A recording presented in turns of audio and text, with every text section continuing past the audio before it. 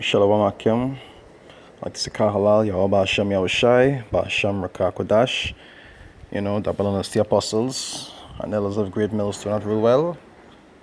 And peace and salutation to the hopeful elect, across the globe. Said I'll go through a few scriptures and entitle it, Don't Abuse Your Grace. Right? Because you have a lot of times, you might have spirits trying to invigorate you to do things that not expedient.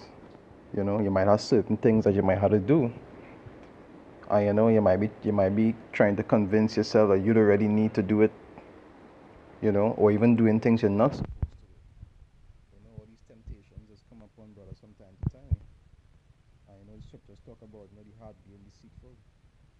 Might be trying to, your heart might be trying to justify the actions or doing things that you're not supposed to be doing, and telling yourself, it's not by the law you're living, it's by grace, and faith.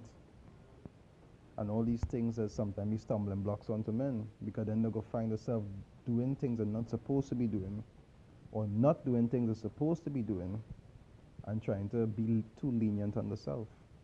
Even though the scriptures talk about being over righteous, you gotta apply balance to these things. Right? And this not only goes for the law, but as for things as to a man and the truth that you're supposed to be doing. Don't always be, it's not good to be too hard on yourself, but also not good to be too easy on yourself. You gotta learn to apply that balance, which is something you just learn after time and experience. So that, yeah. It said in Romans 6 verse 1, right? It say, what shall we say then? It says, shall we continue in sin that grace may abound? But even though you're not justified by the law, but through faith, you still have to establish the law, right? Or like I say, go have balance or discernment when it comes to doing certain things, like, like cooking on the Sabbath when you have nothing to eat. You're getting a chance to prepare, having to go to work on the Sabbath, all these different things. But you gotta apply balance. You don't just see the Sabbath day come and you have absolutely nothing to go on the road for, and you just want to go on, just go on lime and drink bar. No, you're out of time, man. You understand? You gotta establish the law. If it was something, of great importance, and you can understand, but you don't just go around committing unjust things just for the sake of doing it and then watching it like something light. Guys, I often say, don't ever watch the ordinance of the Lord as something light. You understand? You're supposed to have it in your head that the Lord is a serious man. You understand? The scriptures even talk about repaying them that hate him to their face. He's not a man to play with. So he has had to be mindful about certain things. It's good not to be over righteous, but it's also not good to be too easy on yourself. These things as these stumbling blocks in subtle ways. Right? It say, I'll read it over. It say, I'll read verse 2. It say, God forbid, how shall we that are dead to sin live any longer therein? Because if you're dead to something, you're not supposed to be doing it just for the sake of doing it. Like how these Christians just teach, because we're dead to sin now, we could just do whatever and just say by the blood and they'll be cleansed. It's not like that. Right?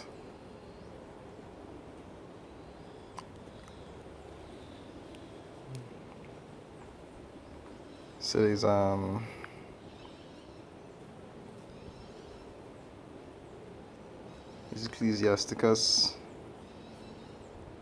Ecclesiasticus 5.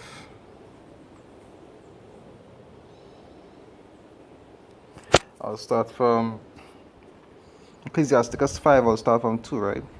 It says, fallen on thine own mind and thy strength to walk in the way of thy heart. Okay, your heart will always, the scriptures say your heart is deceitful. It's always trying to convince you to do something contrary to the Lord. You always have, brothers always testify that, they always meditating some kind of foolishness. Because Foolishness always going through your mind sometimes. It's not to say that you want to meditate these things, but sometimes go through your head trying to get it to error, to go off. Right? To say, verse 3, it say, and say not, who shall control me for my works? For the Lord will surely revenge thy pride. Okay, right? You're supposed to be in a humble mindset. Don't just be doing things you know that off and thinking to yourself, all right, I small thing, you know, we're under grace, small thing. These things is not small thing. Right, verse 4, it says, say not, I have sinned, and what harm had happened unto me? For the Lord is long suffering, he will in no wise let thee go. And there's something men doesn't understand. If sin was completely abolished, then you wouldn't be punished for your wrongs, because there would be no wrongs. You see, because scriptures say where sin is not where law is not imputed, there is no sin. So if sin was completely abolished, that would mean that you would have nothing to be punished for. So that's to show you that don't just do things and think to yourself that they don't have punishments involved. Even though the Lord will show you mercy, that doesn't mean that you wouldn't have to answer for your transgressions. And that is something you always have to keep in mind. Even David, he was shown mercy for what did he do to when he put him out to die and take his wife, but he was punished for it, right? He didn't get away from it. He was still punished for it. He was just shown mercy. But you just had to answer for your foolishness. Right? It says concerning propitiation, right? It says, be not without fear to add sin to sin. And say not, his mercy is great. He will be pacified for the multitude of my sins. Just like the second scripture, what you say here, say not his mercy is great. Okay, you're not supposed to be thinking to yourself, well, you know, I small think the Lord merciful. Even though the Lord will show you mercy, do ever look at something like that as something light or something small? Because if you was to go to work and you offend your boss, you wouldn't watch it like something small. You would be worried. You know that like something might happen to you. If you was to go in some terrorist area and you offend some drug lord, you wouldn't watch that as something small. You'd think you'd put a bullet in your head. So if you're doing something that the Lord tells you not to do, and he's known as the Father of all spirits, the one that controls everything, you're not supposed to watch it as something small. You're supposed to be humble, you know. Don't watch it like, you know, it's like he have to take your pardon. You're not supposed to watch it like that. Right? And say not his mercy is great. He will be pacified for the multitude of my sin. For mercy and wrath cometh from him, and his indignation rested upon sinners. So once you're doing what is considered sin or unlawful, that is where his indignation, that is who his indignation does rest upon. So you're supposed to be trying to not do these things. Like all the scriptures say, there's Ecclesiasticus, well, Ecclesiasticus, I think it's 15:20. I think it's Ecclesiasticus 15:20. Or 15:13. Right. Ecclesiasticus 15:13 it say the Lord hated all abomination. Right? And they that fear Yahweh love it not. So you're supposed to stay away from them kind of stuff. Even though it will happen from time to time, you're not supposed to be doing it for the sake of doing it. You're supposed to try to stay away from that stuff. Right? Ecclesiasticus.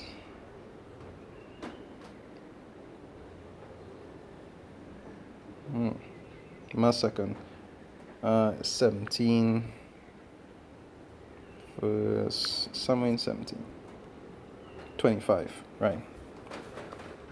Ecclesiasticus 17 verse 25. It says, return unto the Lord and forsake thy sins. Right? And like I say, this just doesn't also go for transgression. This goes for things that the Lord, that you know as a man of the Lord is supposed to be doing. You're supposed to be doing your videos. You're supposed to be doing particular things. You understand? All these things you're supposed to condition yourself to follow. and not depart from it. You understand? Don't just not do it, knowing that this is what the Lord actually require of you, and then want to think to yourself that the Lord merciful,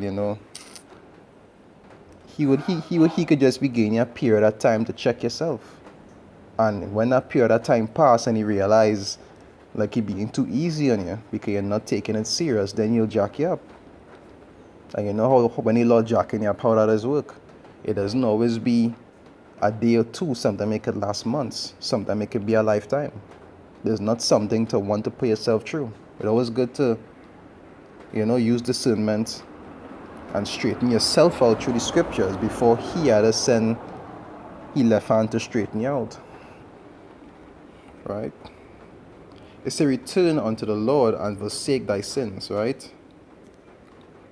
And forsake thy sins, make thy prayer before his face and offend less. I heard a brother use the scripture, and it was a beautiful scripture. It say offend less, because that's already what you're supposed to be trying to do. Even though the scriptures say offenses must come, you're supposed to try to offend less as least as possible. Don't just do things just because, or not do things that you should be doing just because you're telling yourself the Lord is merciful. It's not about law. You still had to establish the law, but you wouldn't be able to do everything all the time. That is where the grace does come in, but it's not, as the scriptures say, to be used as a cloak of maliciousness, just to do whatever you feel like. Right? It said 26, it say, turn again to the Most High and turn away from iniquity, and he will lead thee out of darkness into the light of health. Right? And the scriptures talk about in John also. It say, while you have the light walk in it, lest darkness fall upon you. Right? Yeah, darkness into the light of health, and hate thou abomination vehemently. I ain't sure what that would mean. I gotta look that up. Right? Vehemently. I want to look that up. There's some scriptures. There's some scriptures going through. Not to abuse your grace. The scriptures talk about when they yet had liberty, the Lord is law. That is not something you actually want to be a part of. At the time where you actually had this liberty, you're supposed to be using it to build yourself, to practice or rehearse righteousness, not just to do whatever you feel like because you're thinking to yourself, we're under grace now, so we don't have to do all this and we don't have to do all that. You understand? That when you're thinking like a niglet, we had to actually be different, like what other Jakes would do. But as scripture saying, wisdom of Solomon, they are not like other men. We can't want to do like what they would do. We had to do what we had to do. Right? Anyway, Akim Shalom. Right? Karalal Yahweh Hashem Yahushai, Ba'ashem Rakah Kodash. Double honors the apostles and elders of Great Millstone rule well. And peace and salutation to the Akim around the world that pushes through to the four corners of the earth. Alright, there's Yaraba from the Trinidad East, shoot from the GMS Trinidad East Camp saying Shalom.